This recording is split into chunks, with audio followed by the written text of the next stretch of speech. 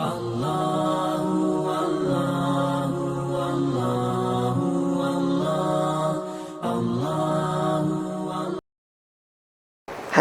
jamaah salat maghrib yang dimuliakan oleh Allah Subhanahu wa taala.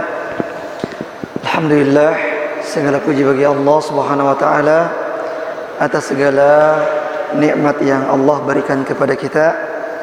Salam dan salawat kepada Nabi kita Muhammad sallallahu alaihi wasallam. Ikhwah dan akhwat yang dimuliakan oleh Allah Subhanahu wa taala. Alhamdulillah, kembali kita melanjutkan pembahasan kita tentang fikih talak. Pada pembahasan yang lalu kita sudah menyebutkan tentang yang mana saja yang disebut dengan talak bid'ah dan yang mana saja yang disebut dengan talak sunnah. Dan juga kita sudah menyebutkan tentang talaknya beberapa golongan yang sebagiannya dianggap sah dan sebagian yang lain dianggap tidak sah. Seperti talaknya orang yang sedang tidur, dia bermimpi mentalak istrinya, maka ini adalah talak yang tidak sah karena tidak disertai dengan niat.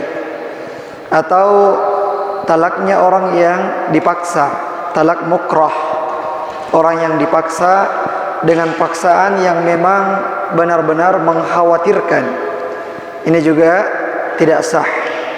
Kemudian talaknya orang yang mabuk, orang yang sedang mabuk kemudian hilang kesadarannya, hilang akalnya, dan dia mentalak istrinya, kita katakan bahwasanya ada khilaf di antara ulama kita tentang masalah ini. Dan yang selanjutnya adalah talaknya orang yang marah. Dan kita sebutkan perkataan dari Ibnul Qayyim Al-Jauziyah rahimahullahu ta'ala bahwasanya orang yang marah dalam mentalak itu ada 3 tingkatan. Tingkatan yang pertama adalah orang yang marah sampai hilang kesadarannya, sampai tertutup akalnya, sehingga apa yang dia ucapkan itu tidak dia sadari. Dia tidak mengetahui apa yang keluar dari lisannya. Maka ini kita katakan bahwasanya ulama kita sepakat bahwasanya talaknya tidak jatuh atau tidak sah. Dan yang kedua adalah orang yang marah dengan marah biasa. Marah biasa-biasa saja. Kemudian dia mentalak istrinya. Ini kita katakan bahwasanya ulama kita sepakat bahwasanya talaknya sudah sah atau sudah jatuh. Dan yang ketiga adalah yang diperselisihkan oleh ulama kita, yaitu orang yang marah besar namun belum sampai kepada tahap kesadarannya itu hilang, tidak sampai pada taraf di mana dia tidak mengetahui apa yang keluar dari lisannya, apa yang dia ucapkan. Ini adalah khilaf di antara ulama kita, apakah talaknya jatuh ataukah tidak. Dan sekarang jamaah yang dimuliakan oleh Allah Subhanahu wa taala, kita mau lanjutkan pembahasan kita. Yang pertama adalah tentang at-ta'liqu fit talaq. Orang yang mentalak istrinya dengan ucapan syarat. Misalnya dia mengatakan kepada istrinya, jika kamu berziarah ke rumah fulan, maka kamu sudah saya talak. Secara otomatis. Ketika kamu berziarah kepada rumahnya, ke rumahnya fulan, maka itu artinya sudah jatuh talak saya. Atau syarat-syarat yang lain. Misalnya kalau kamu berbicara misalnya kepada fulan, maka saya sudah mentalakmu. Atau contoh-contoh yang lain yang sangat banyak. Dan ini juga kadang terjadi, di mana seseorang mentalak istrinya dengan ucapan syarat. Kapan saja istrinya melakukan apa yang diancamkan oleh suaminya, maka jatuhlah talaknya. Namun ini jamaah sekalian, ada 2 kondisi yang harus kita ketahui. Yang pertama adalah ketika si suami ini mengucapkan kalimatnya dan dia memang meniatkan bahwasanya dia betul-betul sudah mentalak istrinya ketika istrinya melanggar apa yang dia ucapkan, maka ini sudah jatuh talaknya. Kondisi yang kedua adalah ketika ucapan suami ini hanya sebatas ancaman. Pokoknya dia tidak suka kalau istrinya itu misalnya datang ke rumah fulan atau datang ke rumah fulana, dan dia sudah sering menegurnya misalnya, tapi istrinya ini masih terus datang ke sana. Akhirnya dia pun memberikan ucapan yang lain, tapi ucapan ini hanya sebatas ancaman. Hanya sebatas ancaman. Dia mengatakan, kalau kamu datang ke sana, maka sudah jatuh talak saya. Dia tidak berniat untuk mentalak istrinya dengan kalimat itu, tapi tujuannya adalah untuk memberikan peringatan kepada istrinya supaya dia tidak datang lagi ke rumah fulana. Maka yang seperti ini tidak jatuh talaknya, karena ucapan ta'liq atau ucapan syarat ini dia ucapkan bukan betul-betul ingin mentalak istrinya, tapi untuk memberikan peringatan, memberikan peringatan kepada istrinya. Nah, semoga ini bisa difahami. Kemudian jemaah yang dimuliakan oleh Allah Subhanahu wa taala, kita kembali sedikit ke masalah khulu'. Ke masalah khulu', yaitu permintaan istri kepada suaminya untuk mentalaknya. Permintaan istri kepada suaminya untuk mentalaknya. Kita sudah bahas pada pertemuan yang lalu beberapa hukum terkait masalah khulu' ini, dan masih ada yang tersisa beberapa hukum lagi yang belum kita jelaskan, yaitu khulu'. Salah satu rukunnya adalah istri harus mengembalikan kepada suaminya mahar yang pernah dia terima pada saat akad nikah. Si istri ini harus mengembalikan mahar kepada suaminya, dan ini adalah kewajiban bagi istri yang meminta talak kepada suaminya.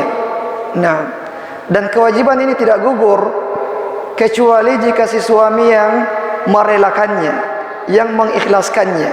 Dia mengatakan, baik, saya akan mentalak kamu, adapun masalah maharnya tidak usah dikembalikan.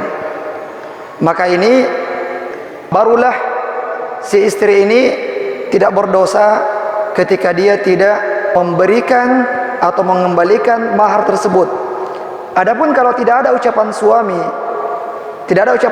mengatakan kepadanya bahwasanya tidak usah dikembalikan maharnya, maka hukum asalnya si istri tetap wajib untuk mengembalikan mahar tersebut kepada suaminya. Ini kalau dia yang meminta talak, dia yang memaksa suaminya untuk mentalaknya. Dan berapa kadarnya yang dikembalikan? Kadarnya adalah senilai mahar yang pernah dia terima dari suaminya, tidak lebih dan tidak kurang dari itu. Boleh kurang ketika memang suaminya mengatakan tidak apa-apa, berapa saja yang mampu dikembalikan maka saya akan terima, maka ini tidak mengapa. Tapi kalau tidak ada, maka dia wajib untuk mengembalikan semua mahar tersebut kepada suaminya. Nah, kemudian jamaah yang dimuliakan oleh Allah Subhanahu wa taala, ada satu kondisi di mana si istri ketika dia meminta talak kepada suaminya dan dia tidak wajib mengembalikan maharnya kepada suaminya. Kondisi itu adalah ketika si suami ini memang sengaja memberikan kemudaratan kepada istrinya agar istrinya yang meminta talak. Kalau istrinya meminta talak, maka dia akan mendapat keuntungan dengan dikembalikannya mahar tersebut. Makanya dia berusaha mencari-cari masalah, memberikan kemudaratan kepada istrinya agar istrinya ini dengan terpaksa harus meminta talak kepada suaminya. Dalam kondisi yang seperti ini, dia tidak wajib untuk mengembalikan mahar tersebut. Kenapa? Karena memang ada sesuatu yang disengaja oleh suaminya. Memang disengaja oleh suaminya memberikan kemudaratan, menzalimi istrinya agar si istri ini yang meminta talak kepada suaminya. Nah, kemudian jemaah yang dimuliakan oleh Allah Subhanahu wa taala, dalilnya adalah wala tumsikuhunna diraran, dan janganlah kalian menahan mereka, mempertahankan mereka untuk memberikan kemudaratan kepada mereka. Ditalak sebelum habis masa iddah, dirujuk kembali. Apa tujuannya dirujuk? Supaya bertambah lagi masa iddahnya nanti setelah itu, supaya bertambah panjang lagi kemudaratannya. Ini adalah perbuatan yang haram.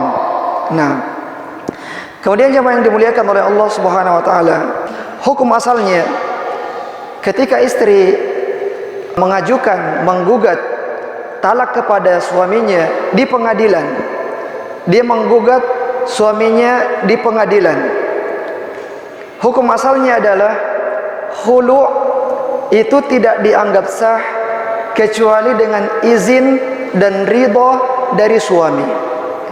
Hukum asalnya khulu' itu tidak sah, tidak dianggap kecuali atas ridha dan persetujuan dari suaminya, kecuali ketika si suami ini memang dia zalim kepada istrinya, tidak memberikan hak istrinya. Dia diminta talak, tapi dia tidak mau mentalak istrinya.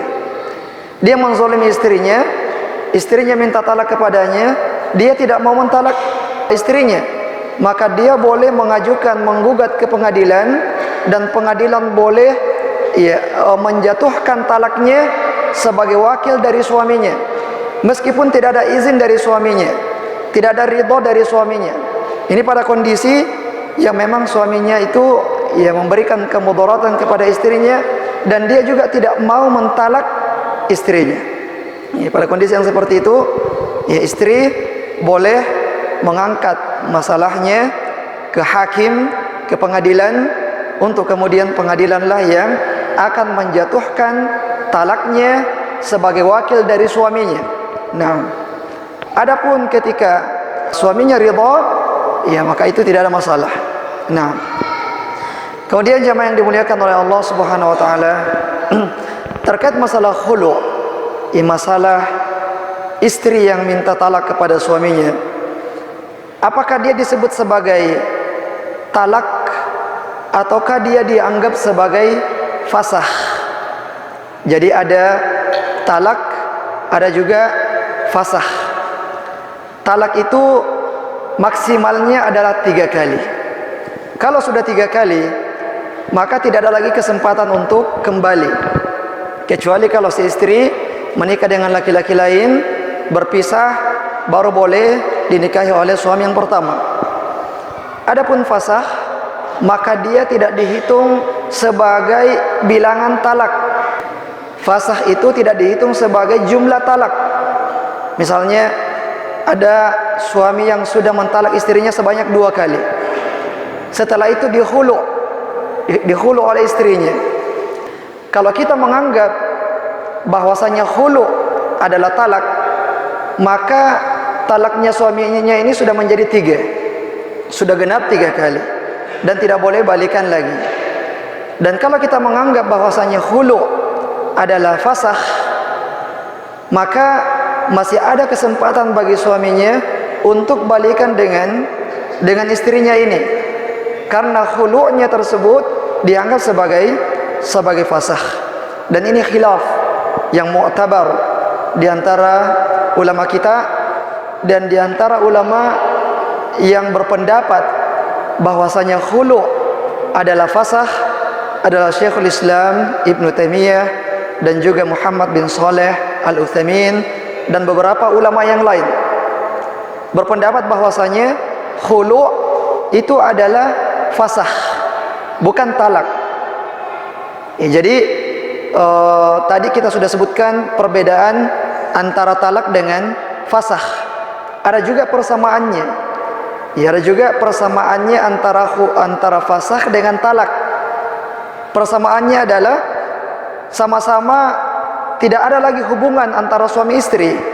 Ketika terjadi talak atau terjadi fasah, maka sudah tidak ada lagi hubungan antara suami istri tersebut, kecuali kalau mereka rujuk. Ketika tidak ada rujuk sampai habis masa iddah, maka terputuslah hubungan suami istri mereka. Ini persamaan antara fasakh dengan talak. Dan juga di antara perbedaan yang lain, untuk talak ini masa iddahnya itu adalah 3 bulan atau 3 kali haid. Adapun fasakh itu masa iddahnya adalah 1 kali haid. Ya, 1 kali haid. Jadi fasakh masa iddahnya lebih singkat daripada talak.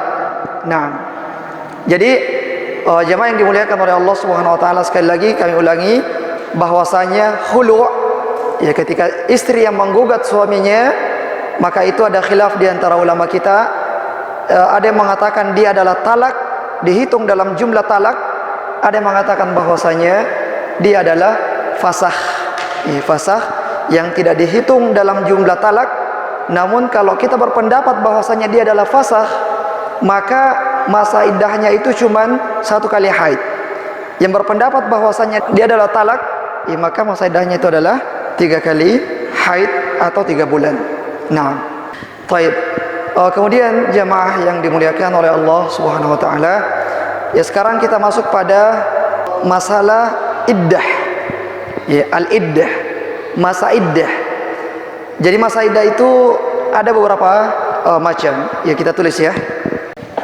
Jadi kami tulis di papan tulis supaya bisa lebih jelas dan bisa lebih diingat, ya, supaya gampang diingat. Karena beda ketika kita mengucapkan dan kita menulis sambil dijelaskan.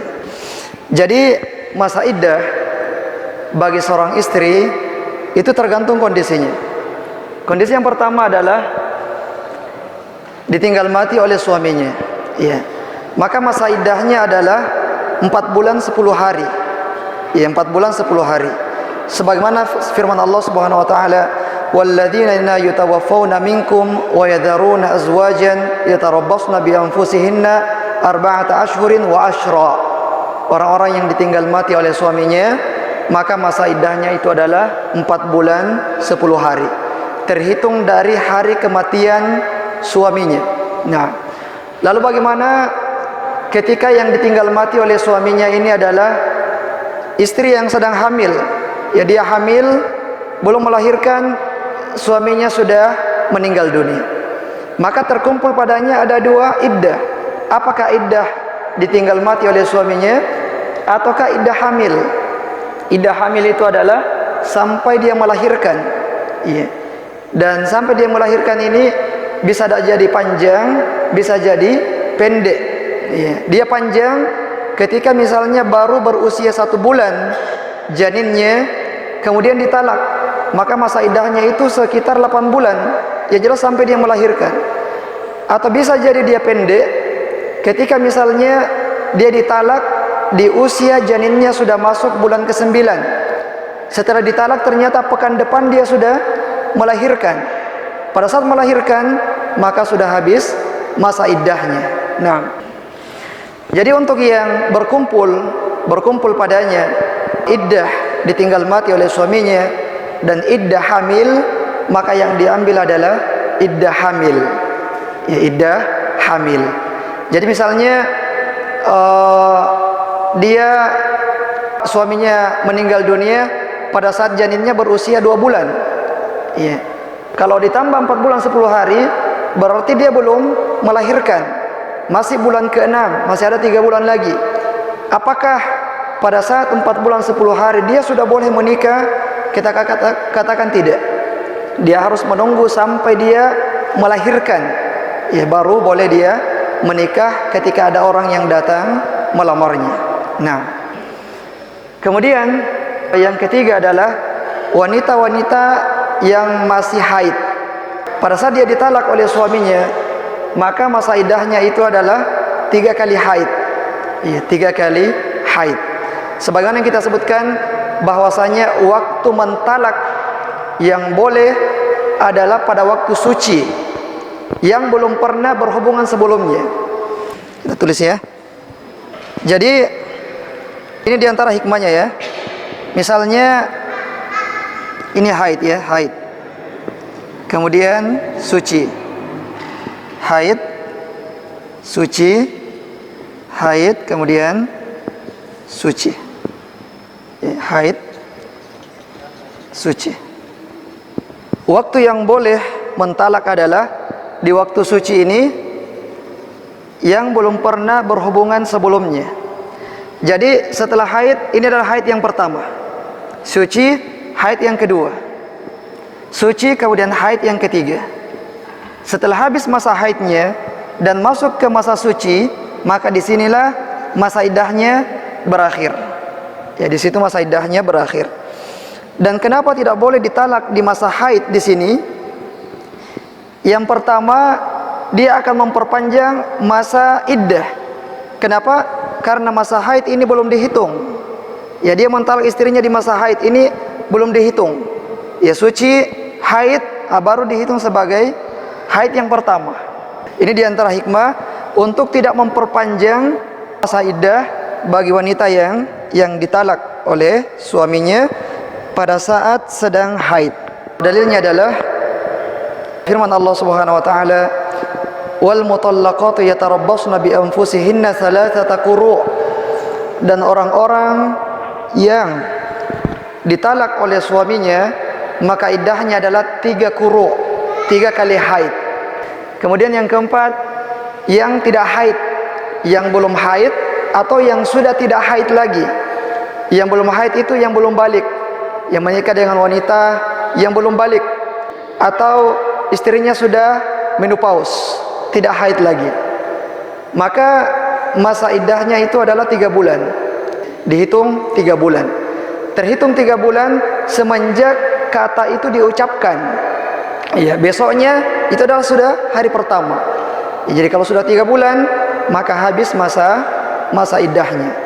Dalilnya adalah firman Allah Subhanahu wa taala, "Wallai ya'isna minal mahidh min nisaikum idza irtabatum fa'iddatuhunna 3 ashhurin." Dan wanita-wanita istri-istri yang tidak haid, ya, masa iddah mereka adalah 3 bulan. Nah, jadi ini jamaah sekalian yang dimuliakan oleh Allah Subhanahu wa taala terkait masa iddah. Nah, kemudian kenapa kita perlu mengetahui tentang masa iddah? Yang pertama, istri yang masih dalam masa iddah itu tidak boleh dilamar oleh orang lain. Tidak boleh dilamar oleh orang lain, baik secara langsung maupun secara isyarat. Ini istri yang masih dalam masa iddah. Nah, kemudian yang kedua adalah istri yang masih dalam masa iddah itu suaminya masih wajib memberikan nafkah kepadanya. Kalau istri sudah ditalak tapi dia masih dalam masa iddah, suaminya itu masih wajib untuk memberikan nafkah kepadanya. Nah, dan jemaah yang dimuliakan oleh Allah Subhanahu wa taala, sebelum kita membahas lebih lanjut tentang masalah nafkah dan masalah kewajiban suami, ya, tentang orang yang istri yang ditalak, kita harus mengetahui bahwasanya talak itu ada 2 macam. Ada talak raj'i, ada talak bain. Talak raj'i dan talak bain. Talak bain juga ada 2. Ada bain bainuna sugra, ada bain bainuna kubra. Talak yang raj'i adalah talak yang masih ada kesempatan bagi suaminya untuk rujuk kepada istrinya tanpa akad yang baru. Ini disebut dengan talak raj'i. Seperti wanita-wanita yang masih masa iddahnya, mereka adalah wanita yang ditalak dengan talak raj'i. Pada saat suaminya mau kembali kepadanya, maka bisa kembali tanpa akad, tanpa syarat-syarat yang lain, langsung saja kembali kepada istrinya. Dan wanita yang masih dalam iddah dengan talak raj'i, suaminya tidak boleh mengusirnya dari rumahnya, tidak boleh mengeluarkan dia dari rumahnya, Tidak boleh mengatakan, saya sudah talak kamu, silahkan pulang ke rumah orang tuamu. Dia, ya, si istri ini masih berhak untuk tinggal di rumah suaminya. Ini pada wanita-wanita yang ditalak dengan talak raj'i. Selama masa iddah, dia berhak untuk tinggal di rumah suaminya, dan suami tidak berhak, tidak boleh untuk mengeluarkan dia dari rumahnya. Kenapa? Karena dia masih berstatus sebagai istri, masih berstatus sebagai istri yang ditalak dengan talak raj'i. Wajib dinafkahi, wajib diberikan tempat tinggal, dan kewajiban-kewajiban yang lain. Hanya saja karena dia sudah ditalak, maka ada batasannya, ada batasan-batasannya. Ya, batasannya itu tidak sekamar lagi tidur karena sudah ditalak. Ya. Kalau sudah ditalak baru sekamar lagi tidur, itu sudah mau rujuk namanya kalau seperti itu. Berarti dia pisah kamar meskipun satu rumah. Dan kalau misalnya si suami mau masuk ke dalam kamar istrinya, dia harus minta izin dulu. Dia tidak nyelonong saja masuk. Ya, karena ini sudah ditalak, tapi talak raj'i, sehingga si istri ini masih berhak untuk tinggal di situ. Dan istri yang ditalak dengan talak raj'i, dia sebaiknya berusaha untuk menarik perhatian suaminya, supaya suaminya mau rujuk kembali kepada dia.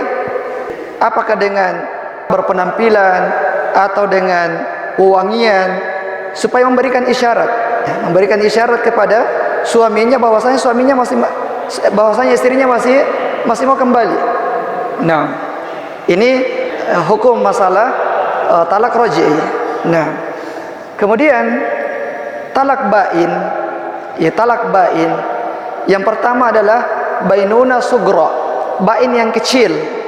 Bain yang kecil, bain yang kecil itu adalah ketika istri yang ditalak ini sudah habis masa iddahnya, sudah habis masa iddahnya. Maka kalau misalnya si suami mau rujuk kembali kepadanya, maka dibutuhkan akad yang baru. Ya, dibutuhkan akad yang baru. Dan si suami juga tidak berkewajiban lagi memberikan nafkah kepada istrinya kalau sudah habis masa iddahnya.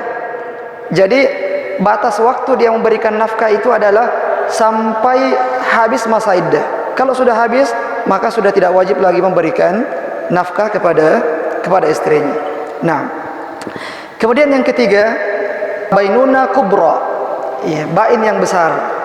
Bain yang besar yaitu ketika sudah talak 3. Ya, ketika sudah talak 3, maka ini sudah bainuna kubra. Tidak ada lagi kesempatan bagi suami untuk kembali kepada istrinya, kecuali ketika istrinya menikah kemudian pisah, baru kembali kepada suami yang pertama dengan akad yang baru. Ketika kembali, maka talak itu dihitung dari 0 lagi, dihitung dari 0 lagi. Adapun yang 3 dulu itu sudah terhapus. Nah, kemudian jamaah yang dimuliakan oleh Allah Subhanahu wa taala, bilangan talak itu tidak terhapus meskipun dalam waktu yang lama. Ya, misalnya seorang suami sudah mentalak istrinya dengan talak 1, habis masa iddahnya, si istri menikah dengan laki-laki lain, pisah, menikah lagi dengan suami yang pertama. Setelah menikah dengan suami yang pertama untuk kedua kalinya, apakah talak 1 yang pernah diucapkan dulu itu ya serta-merta terhapus? Kita katakan tidak terhapus. Ya, berkelanjutan lagi. Nanti dia terhapus ketika sudah sampai 3. Ya, sudah sampai 3, menikah, pisah, menikah lagi dengan suami pertama, baru menghitung lagi dari 0. Adapun kalau belum sampai 3, maka talak itu akan selalu berlanjut. Nah, sekiranya ini jemaah sekalian yang dimuliakan oleh Allah Subhanahu wa taala, insyaallah tersisa satu pertemuan lagi pembahasan kita tentang masalah talak ini. Baik, kita cukupkan. Subhanakallahumma bihamdik, asyhadu an la ilaha illa anta astaghfiruka wa atubu ilaik. Wa akhiru da'wana alhamdulillahirabbil alamin. Wassalamualaikum warahmatullahi wabarakatuh.